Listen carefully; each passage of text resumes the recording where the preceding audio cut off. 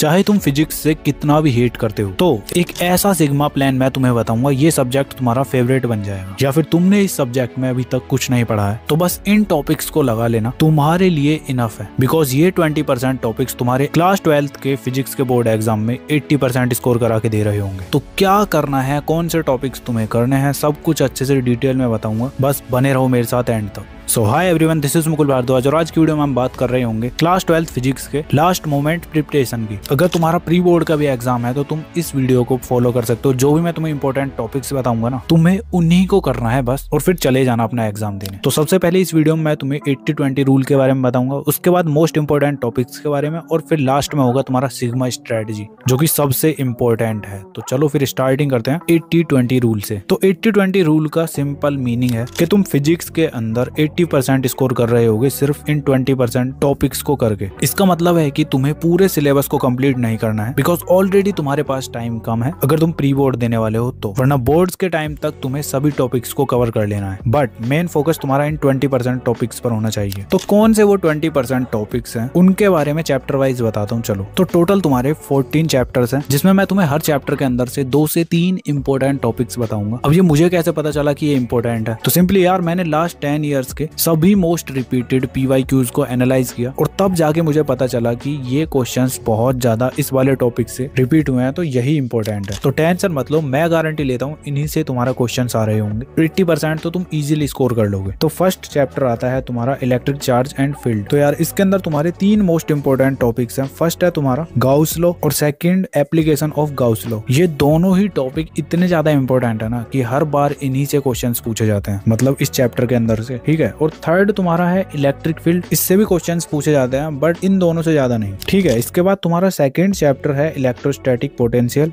And capacitance. तो इसके अंदर यार तुम्हारा होने वाला है first topic equipotential surfaces and second important topic है तुम्हारा energy stored in a capacitor and third important topic होने वाला है तुम्हारा potential energy of A system of charges. तो तुम्हारे ये तीनों ही टॉपिक बहुत ही ज्यादा इंपॉर्टेंट है, और इन तीनों में से भी और ज्यादा इंपॉर्टेंट बताऊं ना तो ये ऊपर के 2 तुम्हारे थर्ड के कंपैरिजन में ज्यादा इंपॉर्टेंट है, ठीक है। ऐसे ही तुम्हारा थर्ड चैप्टर आता है करंट इलेक्ट्रिसिटी। तो इसके अंदर भी यार तुम्हारा फर्स्ट टॉपिक है drift electrons and the origin of resistivity, ठीक है। ये तुम्हारा सबसे ज्यादा इंपॉर्टेंट है। इसके बाद सेकंड है तुम्हारा सेल EMF और internal resistance and third most important है तुम्हारा cells in series and in parallel. तो ये 3 टॉपिक तुम्हारे सबसे ज्यादा इंपॉर्टेंट है इस चैप्टर के अंदर। तो अब थर्ड चैप्टर के बाद तुम्हारा आता है fourth chapter moving charges and magnetism. तो यार इसके अंदर भी तुम्हारे 3 मोस्ट इंपॉर्टेंट टॉपिक्स हैं। फर्स्ट एंड सेकंड सबसे ज्यादा है, थर्ड वाला तुम कर सकते हो बट फर्स्ट 2 के कंपैरिजन में कम है। तो फर्स्ट तुम्हारा इंपॉर्टेंट टॉपिक है इसके अंदर torque on current loop and magnetic dipole and second है तुम्हारा the moving coil galvanometer and third है तुम्हारा motion in a magnetic field. तो बस ये 3 टॉपिक्स करने थे तुम्हें इस चैप्टर के अंदर। ये तीनों ही तुम्हारे इंपॉर्टेंट है, ठीक है। इनसे भी तुम्हारे भर भर के क्वेश्चंस पूछे गए हैं। एंड इसके बाद आता है तुम्हारा fifth chapter magnetism and matter. तो इसके अंदर यार तुम्हारा फर्स्ट इंपॉर्टेंट टॉपिक है इंट्रोडक्शन द बार मैग्नेट। यही तुम्हें करना है, ये तुम्हारा मोस्ट इंपॉर्टेंट है। सेकंड इसके अंदर है तुम्हारा मैग्नेटिक प्रॉपर्टीज ऑफ मटेरियल्स। अब इस चैप्टर में तुम्हें बस ये 2 टॉपिक करने हैं, इन्हीं से तुम्हारे इस चैप्टर के अंदर भर भर के क्वेश्चन पूछे जाते हैं, ठीक है। इसके बाद तुम्हारा नेक्स्ट चैप्टर आता है जो कि है इलेक्ट्रोमैग्नेटिक इंडक्शन। अब इसके अंदर यार तुम्हारा फर्स्ट इंपॉर्टेंट टॉपिक है Faraday's law of induction, second important topic है तुम्हारा इंडक्शन एंड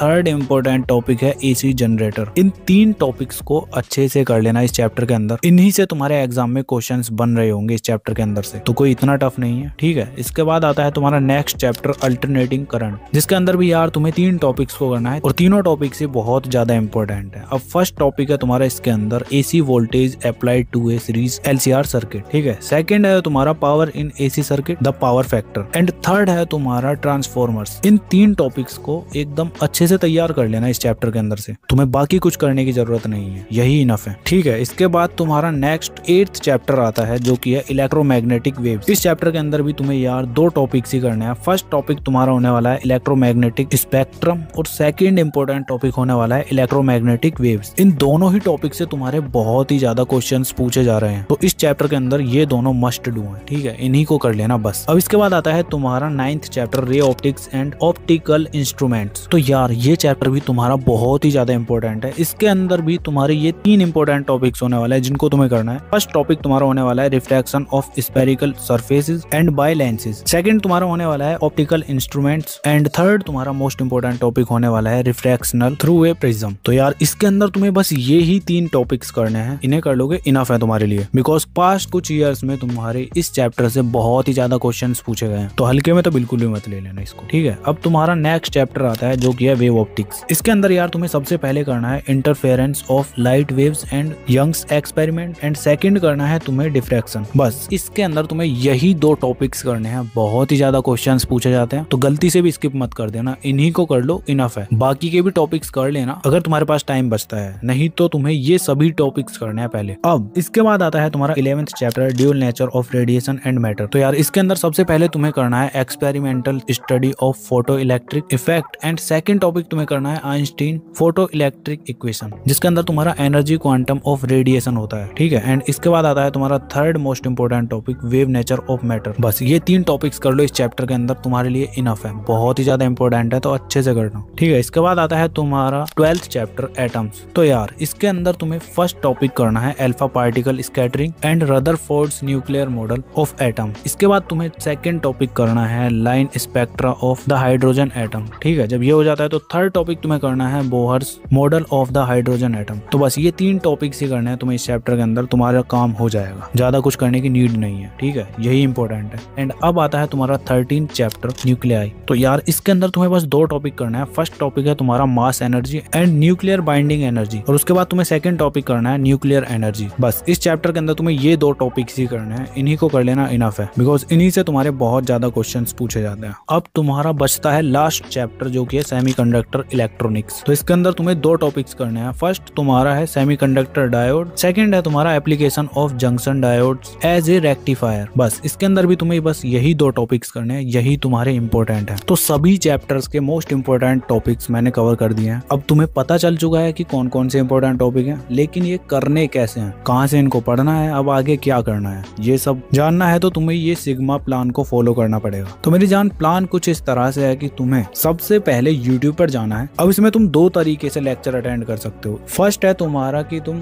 जितने मैंने तुम्हें टॉपिक्स बताए हैं ना, इनको तुम डायरेक्ट यूट्यूब पर सर्च करो और फिर लेक्चर्स को देखने लग जाओ। और दूसरा तरीका है तुम्हारा कि तुम 1 शॉट लेक्चर देखने लगो, पूरे लेक्चर को कंप्लीट देखो, जहां भी तुम्हें ये टॉपिक्स नजर आए वहीं पे तुम्हें ज्यादा ध्यान देना है, ठीक है। दोनों में से कोई सा भी तरीका यूज कर लेना जो तुम्हें सही लगे। और हाँ, याद रखना अब तुम्हारे पास इतना टाइम नहीं है कि तुम अलग अलग टीचर्स से पढ़ो, अब तुम्हें एक ही टीचर को पकड़ना है, उसी के सारे लेक्चर्स देख लेना है। अब वो काम तुम्हारा है, तुम्हें किससे समझ आता है, क्योंकि मैं तो तुम्हें बता दूंगा कि ये टीचर्स हैं, तुम्हें भी तो पता होना चाहिए कि किससे पढ़ने में तुम्हें ज्यादा मजा आ रहा है, किससे तुम रिलेट कर पा रहे हो। तो इसीलिए तुम्हें खुद फाइंड आउट करना है। कैसे करना है, एक एक लेक्चर थोड़ा थोड़ा देख लेना बस, उसके बाद तुम्हें समझ आ जाएगा कि किस टीचर का तुम्हें लेक्चर लेना है, ठीक है। प्लान के अंदर तुम्हारा सेकंड स्टेप है फॉर्मूला नोटबुक। अब फिजिक्स के अंदर तुम जो भी पढ़ रहे हो ना, उसकी फॉर्मूला नोटबुक बनाओ, शॉर्ट नोट्स बनाओ, क्योंकि डिटेल में नोट्स बनाने का अब टाइम है नहीं, तो बस तुम्हें यही करना है। और थर्ड है जैसे ही तुम्हारा लेक्चर खत्म हो जाता है तो उसके बाद प्रीवियस ईयर क्वेश्चंस लगाने चालू कर दो। और प्रीवियस ईयर क्वेश्चंस के लिए तुम चैप्टर वाइज कोई भी बुक ले सकते हो जो तुम्हें सही लगे, बाकी मैं टैग कर दूंगा या फिर लिंक डिस्क्रिप्शन में दे दूंगा, वो बुक मंगा लेना, ठीक है। सिग्मा प्लान के अंदर बस तुम्हें यही 3 चीजें करनी है। बाकी अगर तुम्हें केमिस्ट्री के लिए भी वीडियो चाहिए तो कमेंट कर देना, और ये वीडियो भी कैसा लगा के बारे में बता देना थोड़ा।